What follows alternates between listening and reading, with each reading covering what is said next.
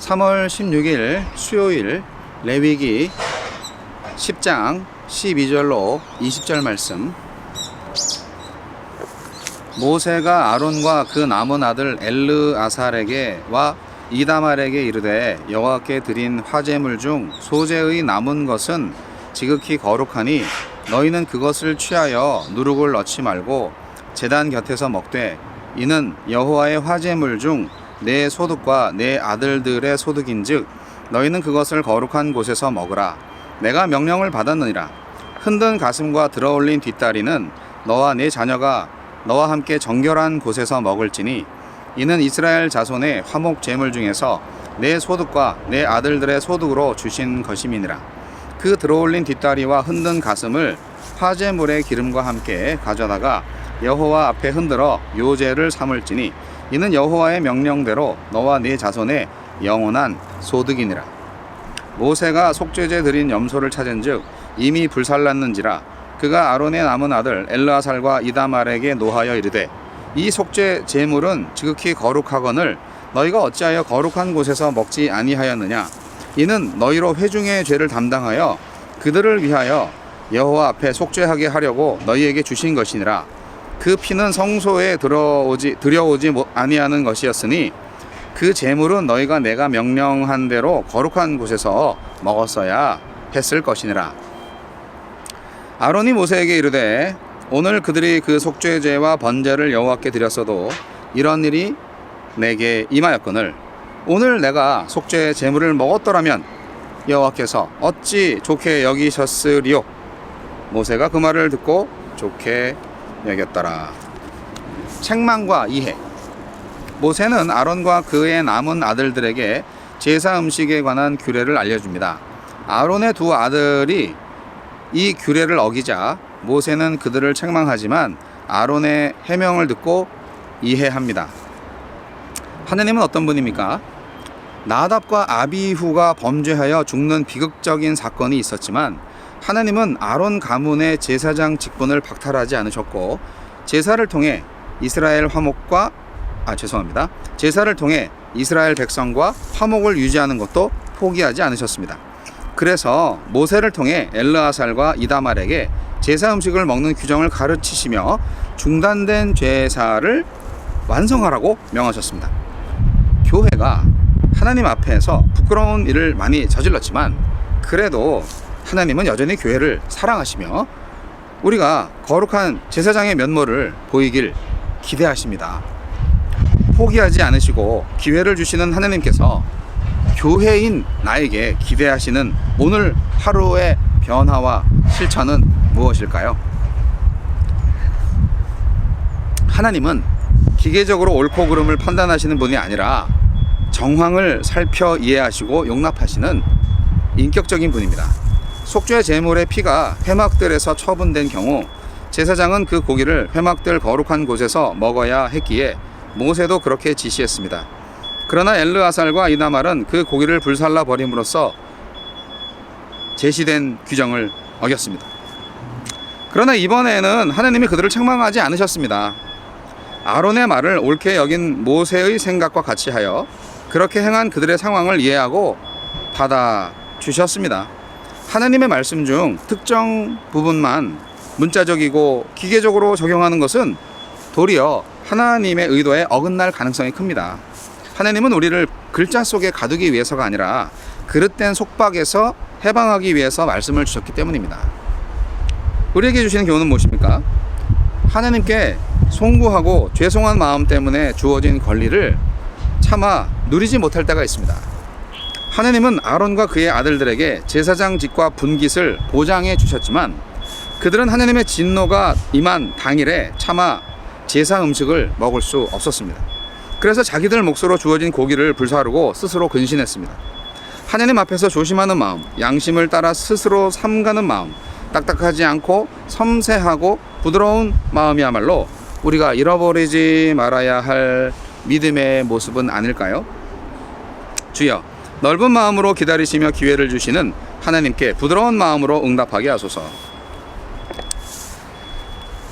하여간 아론의 아들들은 쉴 새 없이 실수를 저지릅니다. 앞에 아론의 아들들 둘도 엄청난 실수를 해가지고 그냥 죽어버렸는데 바로 이 또 아들들이 또 이렇게 실수를 하니 어떻게 하면 좋겠어요 이게. 아 참. 모세가 화가 났죠. 속죄제 고기가 규정대로 처분되지 않은 사실을 알고 격분합니다. 뭐 왜 이렇게 화를 냈을까 모르죠. 모세가 아니니까. 근데 어쨌든 화가 날 일이 있었겠죠. 근데 여기서 하나님이 좀 뭐랄까 설득을 당하셨다고나 할까, 아니면 그냥 대화를 통해서 그냥 마음을 알아주셨다고나 할까, 뭐 그런 것 같아요. 아론의 두 아들은 죽었지만 제사는 계속됩니다. 그쵸? 제단에 태우고 남은 제물들을 처분합니다. 여기까지 다 잘 마무리가 되어야 그 제사가 효력이 있는 거예요. 모세는 남은 두 아들 엘르아살과 이다말한테 소제물에 남은 것을 제단 곁에서 먹을 것을 명령합니다. 형제들이 둘이나 죽었는데 이 형제 제사장들은 끝까지 사명에 순종해야 했는데 잘 안 된 것 같아요. 속죄제 염소에 대한 지침을 주려고 염소를 찾던 모세는 아론과 아들들이 이미 그 염소에 남은 잔존물들을 불태워 없앴다는 것을 알고 분노합니다. 규정을 어겨서 두 아들들이 죽은 바로 그날에 또 규정을 어겼으니 더 어이가 없고 두려웠을 거예요. 환장할 노릇이죠. 회중의 죄를 없애는 속죄제의 마지막 절차를 어겼으니 이거 뭐 다시 해야 돼 이거? 모세가 화를 안 낼 수가 없었을 겁니다. 죄를 향한 지도자의 분노가 마땅하지 않습니까? 화내는 것 자체가 문제가 아니에요. 화를 낼 때는 화를 내야 됩니다. 분노 자체가 문제가 아니고요. 침묵이나 동조가 더 문제인 거 아세요? 어떤 불의한 일을 행할 때, 또 그런 일이 발생했을 때 뭐 내가 한 거 아니니까 하면서 가만히 있는 거, 자기 책임 아니라고 막 그러는 거, 그게 더 나쁜 거 아닐까요? 내 일이 아니라도 그 무슨 일이야? 아유 그렇게 됐어? 어떻게 그렇게 일이 그렇게 됐어? 아이고 그럼 어떻게 해야 되지? 누가 책임져야 되지? 아이고 힘들었겠다 하면서 경청하고 공감하고 확실하게 사실에 입각한 명확한 그 원인 분석을 해가지고 책임질 사람은 책임지고 죄진 사람은 고백해서 다시 용서함 받고, 그리고 삐뚤어진 것은 바로 잡아서 제대로 가야 될 거 아니에요. 그래야 우리가 공동체가 계속 화목하게 살아갈 수 있고 하나님과의 관계 속에서 잘 살 수 있지 않을까요? 근데 뭔가 일이 터지면은 그게 실수로 됐다 할지라도 그냥 책임 전가하기 바쁘고 그냥 숨기기 바쁘고 그냥, 그리고 나 몰라라 하면서 딴청 피우기 바쁘는 우리 세상, 우리가 바꿔야 할 지옥 세상입니다. 천국으로 바꿔야 할 사명이 우리 그리스도인들한테 있어요. 죄를 향한 지도자의 분노 자체가 문제가 아닙니다. 화내는 건 화내는 거죠. 침묵이나 동조가 더 문제인 것을 기억하시고요. 하나님께서 이렇게 잘못을 저지른 사람들한테 어떻게 했느냐, 재밌습니다. 아론은 왜 자신이 제물을 먹지 않고 태웠는지 이유를 말합니다. 아론은 그날 두 아들이 죽는 비극을 경험한 뒤에 어떻게 그 고기를 기쁘게 먹을 수가 있었겠습니까? 그렇게 항변하는 거예요. 이해되죠? 그들은 그것이 심지어 하나님께도 좋은 일이 될 리 없다고 판단을 했습니다. 모세는 그 해명을 좋게 여기고 이해를 해줍니다. 그쵸? 네. 율법은요, 이렇게 융통성이 있어요. 하나님의 법도 마찬가지죠. 융통성이 있어야죠. 문자적으로 지키는 사람들이 있어요. 고지껏대로. 아주 그냥. 근본주의 쪽에 있는 분들이 약간 좀 그런 면이 있는데, 뭐 다 그런 건 아니지만. 하지만, 지키는 거 좋다 이거죠. 하지만 본연의 취지와 목적에 맞게 해야죠. 어떨 때는 융통성이 필요하거든요. 속죄제 짐승의 섭취는 죄를 제거하기 위함만이 아니라 제사장들의 수고비로 먹도록 주어진 것이었는데, 수고에 기쁨이 없어서 먹지 않은 것을 이해할 만하지 않나요? 먹어야지. 너 먹으라고 준 거야. 먹어 이씨. 너 안 먹으면 죄야.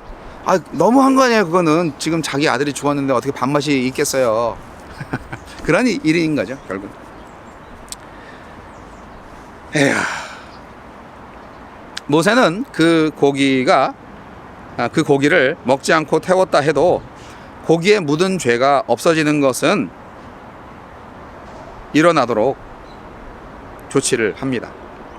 중요한 것은요, 율법은 죽은 문자가 아니라 살아있는 하나님의 인격이다 하는 것을 기억하시기 바랍니다. 율법이 뭐라고요? 죽은 문자가 아니라 살아있는 하나님의 인격이다. 우리 하나님은 융통성이 있는 분이세요. 자, 오늘 여기는 어디냐? 네, 여기는 군포 물류센터예요. 네, 근데 제가 구입한 트럭에 에어컨이 없어서 에어컨을 장착하기 위해서 여기까지 왔습니다. 네, 뭐 창고 같은 곳인데 저쪽에서 이제 에어컨을 장착하고 있습니다. 트럭 캡에 집에서 사용하는 에어컨을 달아요. 네, 인버터를 설치하고 제네레이터를 연결해서 전기를 이제 끌어 씁니다. 되게 신기하네요. 네, 이 차에도 이렇게 에어컨을 달 수가 있어? 여하튼 그 작업을 하러 여기까지 왔고요. 그래서 시간이 좀 없어서 이렇게 그 옆에 짜투리 창고 같은 곳에서 이 영상을 찍었습니다. 트러커 목사의 현재와 오늘을, 그리고 내일을, 미래를 축복해 주시기 바랍니다. 여러분 모두 선교적 교회로서 승리하시기 바랍니다. 감사합니다.